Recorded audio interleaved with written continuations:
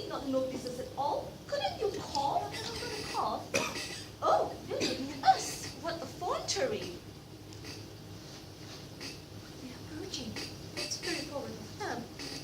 Let's preserve a dignified silence. Center, there's only thing to do now. However, we shall not be the first to speak. Certainly not.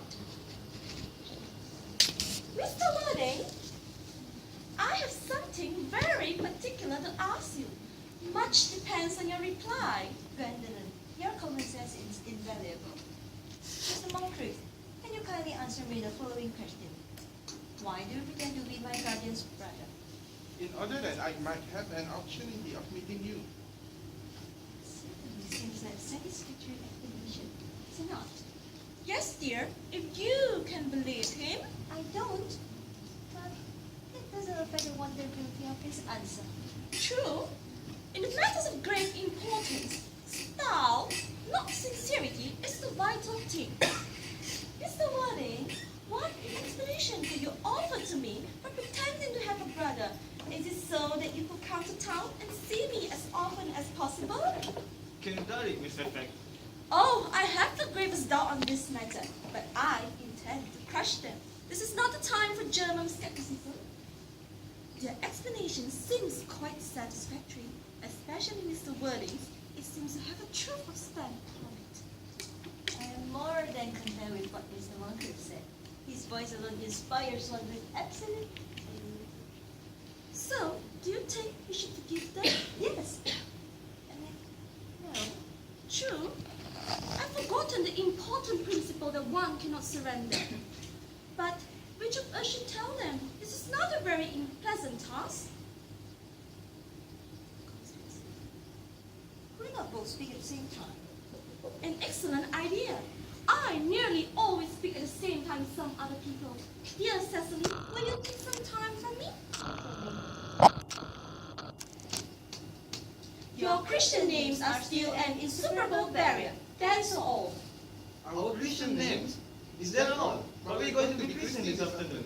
Oh, for my sake, you're ready to do this terrible thing? I am. To praise me, you're ready to face this fearful ordeal? I am. Darling!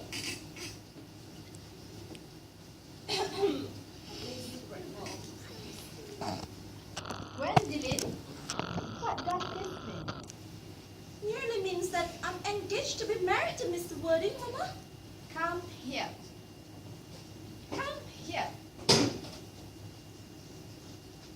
Sit down immediately. Hesitation of any kind is a sign of mental decay in the young or physical weakness in the old. A price, sir, of my not a sudden quite right trusty whose confidence I purchased by means of a small coin. I followed her at once by a luggage train. Her unhappy father is, I am glad to see, under the impression that she is attending more than usually lengthy lecture by an extension scheme on the influence of permanent income untaught. I do not propose to undeceive him. Indeed, I've never undeceived by any question. I would consider it wrong. But of course, you must clearly understand that all communications in between yourself and my daughter must cease immediately from this moment. On this point, as indeed on all points, I am firm. I am engaged to be married to Gwendolyn, Lady Brenda. You are nothing of that kind, sir. And as regards Algernon, Yes, Anagasta. may I ask if it is in this house that your invalid friend, Mr. Bunbury, resides? Oh no, Bunbury does not live here. Bunbury is somewhere else as present. In fact, Bunbury is dead. Dead? When did he die? His death must have been extremely sudden. Oh, I killed Bunbury this afternoon. I mean, poor Bunbury died this afternoon. What did he die of? Bunbury? Oh, he was quite exploded. Exploded? Was he the victim of revolutionary outrage? I was not aware that he was interested in social legislation. If so, he is well punished for his morbidity. My dear Anagasta, I mean, he was found out. The doctors found out that Bunbury could not live. That is what I mean. So he died. He seems to have had great confidence in the opinions of the physicians. And now that we have finally got rid of this Mr. Bunbury, may I ask, Mr. Worthing, who is that young person whose hands my nephew Algernon is now holding in what seems to me a peculiarly unnecessary manner? That lady is Mrs. Ricardo, my ward. I am engaged to be married to Cicely and Augusta. I beg your pardon? Mr. Moncrief and I are engaged to be married, Lady Bracknell. Mr. Worthing, is Miss Cardew at all connected to any large railway stations in London? I merely desire information. Until yesterday, I had no idea that there were any families or persons whose origins was at Terminus. Mrs. Cardew is the granddaughter of the late Mr. Thomas Cardew of 149 Beggar Square, SW, and Gilbert Park, Dorking Surrey, and the Foreign Fashire Ending. That sounds not unsatisfactory. Tree addresses always inspire confidence even in tradesmen. But what proof have I of your authenticity? I have carefully preserved the court guides of the period. They open to your inspection, Lady Brenner. I have known strange errors in that publication. Miss Cardew's family solicitors are Messrs. Mugby, and Mugby. Mugby, and Mugby, a firm of a very high position in their profession. Indeed, I am told that one of Mr. Mugby's is occasionally to be seen in the parties. So far, I am satisfied. How extremely kind of you, Lady Brenner. I have also in my possession, you will be pleased to hear, certificate of Miss Cardew's birth, baptism, whooping cough, registration, vaccination, and the measles, both the German and the English variety. Gwendoline, the time approaches for departure. You have not a moment to lose. Oh, as a matter of form, Mr. Worthing, may I ask if Miss Cardew has any little fortune? Oh, about £130,000 in the funds. That is all. Goodbye, Lady Brenner. So pleased to have seen you. A moment, Mr. Worthing. £130,000 and in the funds. Miss Cardew seems to be the most attractive young lady now that I look at her. Come over, dear.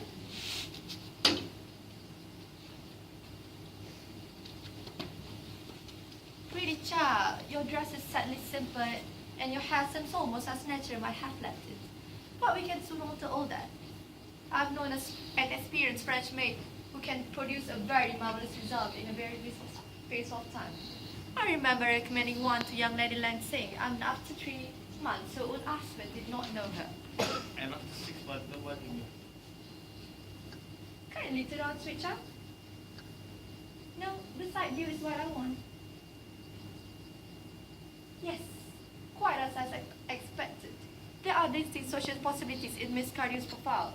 The 2 weak point in our age is one of principle, it's one of profile. Algernon, Yes, and Augusta. there are distinct social possibilities in Miss Cardew's profile. Cicely is the sweetest, dearest, prettiest in the whole world. And I don't care tuppence about social possibilities. Never speak disrespectfully of society, Algernon. Only people who can get into it do that.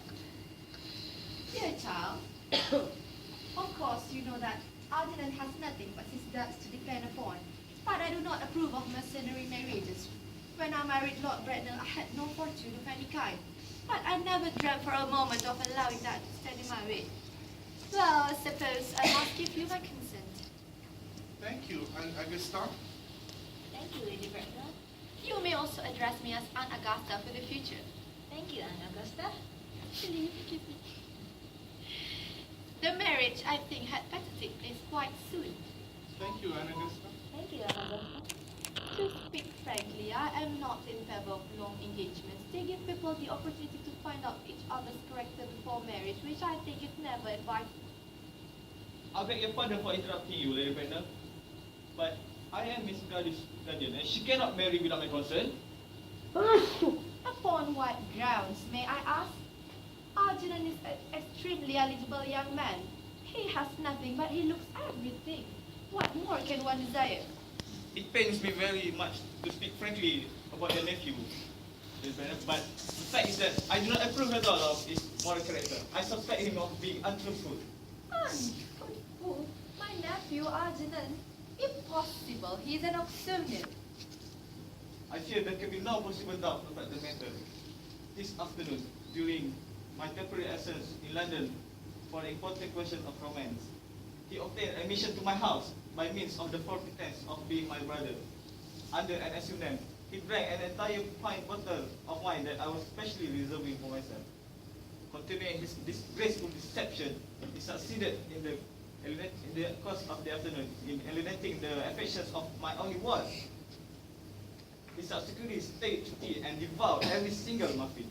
And what made his conduct all the more heartless is that he was perfectly well aware from the first that I have no brother, that I never have brother, and I don't intend to have a brother, not even of any kind. I distinctly told him so myself yesterday afternoon. Mr. Worthy, after careful consideration, I have decided entirely to overlook my nephew's conduct to you. That is very generous of you, Lady Brenner, but my own decision, however, is unalterable. I decline to give my consent. Come here, dear. How old are you? Well, I'm really only 18, but I always admit to tell you when I go to evening parties. 18, but admitting to 20 at the evening parties. Well, it must not be very long before you are of age and free from the restraints of your tutelage. So I don't think your guided consent is after all a matter of any importance. Excuse me for interrupting you again, Lady Brenner, but it's only fair to tell you that, according to her grandfather's will, Miss Stanley does not come legally of age till she is 35. 35 is a very attractive age. I don't see no reason why our dear Cecily should not be even more attractive at the age you mentioned than she is now at present. Elegy, could you wait till I was 35? Of course I could, Sissy. You know I could. Yes, I felt it instinctively. But I couldn't wait all that time. I hate waiting even 5 minutes for anybody. It always made me rather cross. And I do like punctuality in others. But I'm not punctual myself, I know. But I do like punctuality in others. And waiting, even to be married, is quite out of the question. Then what is to be done? I don't know, Mr. Moncrief. Mr. Worthy, as Miss Cardew states positively that she cannot wait until she is 35, I would beg of you to reconsider your decision. But, my dear Lady Brenner, the matter is entirely in your own hands. The moment you consent my marriage to Gwendolyn, I will most gladly allow your nephew to form an alliance with my wife. Mr. Worthy, you must be quite aware that what you propose is out of question. Then the passionate celibacy is all that any of us can look forward to. That is not the destiny I propose for Gwendolyn. Algernon, of course, can choose for himself. Come, dear. You have already missed 5, if not 6 streams. To Miss Moore, my disposal to recommend the platform. Everything is quite ready for the christening. The christening, sir, is not that somewhat premature? Both these gentlemen have expressed a desire for an immediate baptism. At their age, the idea is grotesque and irreligious. Algernon, I forbid you to be baptized. Lord Bracknell will be highly displeased if he learns such the way you wasted your time and money. Am I to understand then that there are to be no christenings at all this afternoon? I don't think that as things are now, there will be much practical value to either of us, Dr. Chasuble. I am grieved to hear such sentiments from you, Mr. Woody. There are several of the heretical views of the Anabaptist views that I have confidently refuted in 4 of my unpublished sermons. However, as your present mood seems to be one so purely secular, I will return to the church at once. Indeed, I have been informed by the pre-opener that Miss Prism has been waiting for me in the vestry. Miss Prism? Did I hear you mention Miss Prism? Yes, Lady Bracknell, I am on my way to join her. Pray allow me to detain you for a moment. Is this Miss Prism a female of Ratland aspect remotely connected with education? She is the most cultivated of ladies and the very picture of respectability. She is obviously the same person. May I ask what position she holds in your household? I am a celibate, madam. Miss Prism, Lady Brenner, has been for the last 3 years Miss Cardew's esteemed governess and valued companion. In spite of what I hear, I must see her at once. Let her be sent for. She approaches. She is 9. I was told you expected me in the vestry, Fanny. I've been waiting for you there for an hour and 3/4. Prism! Prism, come here. Prism, where is that baby? 28 years ago, Prism, you left Lord Bracknell's house, number 104, Upper Grosvenor Street, in the charge of a pregnancy that contained a male baby. And you never returned. Several weeks later, the pregnancy was discovered at midnight, standing alone by itself in the remote corner of Bayswater, but the baby was not dead. Prism, where is that baby? Lady Bracknell, I admit it's shame that I do not know. I only wish I did. The plain fact of the case are this. The morning of the day that you mentioned, a day that is forever branded in my memory, I prepared as usual to take the baby out in its perambulator. Had also with me somewhat old but capacious handbag in which I intend to place the manuscript of work of fiction that I written during my few unoccupied hours. In a moment of mental abstraction, for which I can never forgive myself, I deposited the manuscript in the bassinet and placed the baby in the handbag. But where did you deposit the handbag? Do not ask me, Mr. Worthing. Miss Prism, this is a matter of no small importance to me. I insist on knowing where did you deposit the handbag? I left it in Clapham, one of the largest railway stations in London. What railway station? Victoria, the Brighton line. I must retire to my room for a moment. Gwendolyn, will you wait here for me? If you're not too long, I'll wait here for you all my life. What do you think this means, Lady Bracknell? I dare not even suspect Dr. Trustful. In a family of high position, strange coincidences are not supposed to occur.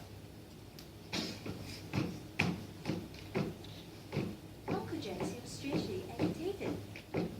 Your guardian has a very emotional nature. It has stopped now. I wish he would arrive at some conclusion. This suspense is terrible, but I hope it will last. Is this handbag, Miss Prism? Examine it carefully before you speak. The happiness of more than one life depends on the answer. It seems to be mine. Yes, here is the injury that's received through the upsetting of Gower Street omnibus in younger and happier days. And here is the stain on the lining caused by an explosion of temperate beverage, an incident that occurred at Leamington. And here on the locks are my initials too. Had forgotten that in my extravagant mood I had them placed there. And it's a great delight to have it unexpectedly restored to me back again. It has been a great inconvenience being without it all these years. Miss Prism, more I restored to you than just when I was baby you placed in it. You? Yes, mother, Mr. Worthing, I'm unmarried. unmarried? I do not deny that it's a serious blow. But after all, who has the right to cast a stone upon against one who has suffered? Cannot repentance wipe out and act folly. Why should there be one law for a man and another for a woman? Mother, I forgive you. Mr. Worthing, there's some error. There is a lady who can tell you who you really are. Lady Bracknell, I hate to seem inquisitive, but would you kindly inform me who I am? Mr. Worthing, I'm afraid that the news that I'm going to give you might not altogether please you. You are the son of my poor sister, Mrs. Moncrief, and consequently Algernon's elder brother. Algernon's elder brother. Algernon's elder brother. Then, I have a brother after all. I knew I had a brother. I always said I have a brother. Seriously, how could you ever after that I have a brother? Dr. Chesterton, my unfortunate mother. Miss Prism, my unfortunate mother. Gwendolyn, my unfortunate brother. Ah, gee, you young scoundrel. You will have to treat me with more respect in the future. You have never behaved to me like a brother in your life. Well, not till today, although I admit, I did my best. However, though I was out of practice. My own. But what own are you? What is your Christian name? For now you became somebody else. Good heavens! I have quite forgotten that point. Your decision on the subject of my name is irrevocable, I suppose. I never change, except in my affections. Gwendolyn, your common sense is invaluable. Then the question had better be cleared out at once. Aunt Augusta, a moment. At the time when Miss Prism left me in the handbag, had I been Christian already? Ever Every luxury that money could buy, including christening, had been lavished upon you by your fond and doting parents. Then I was christened. That is settled. Now, what name was I given? Let me know the worst. Being the eldest, you were naturally christened after your father. Yes, but what was my father's Christian name?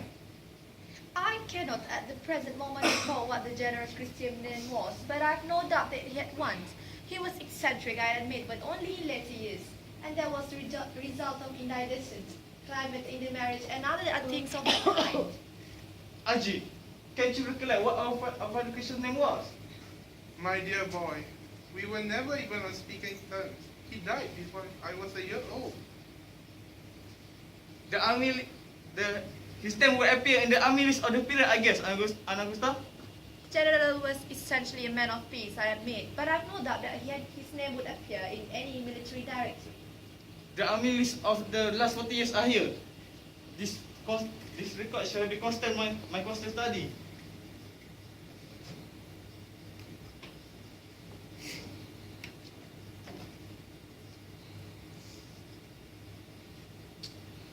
M. Generals, Maham, Max Bomb, Magdi. What ghastly name they have. Mixby, Mox, Moncrief, Lieutenant, 1814, Captain, Lieutenant, Colonel, Colonel General, 1899, Fisherman, Ernest John. I always told you, Gwendolyn, my name was Ernest, didn't I? Well, Yes. it is Ernest after all. I mean, it is literally Ernest. I knew that the general name was called Ernest. I knew I had some particular reason for disliking the name. Ernest, my own Ernest. I felt from the first that you have no other names. Gwendolyn, it is a terrible thing for a man to find out that all his life he has been speaking nothing but the truth. Can you forgive me? Yes, I can. I'm sure you're the change. My old man. Steadily. My nephew seemed to be displaying signs of triviality. On the contrary, Anagusta, I have now realized for the first time in my life the vital importance of being earnest.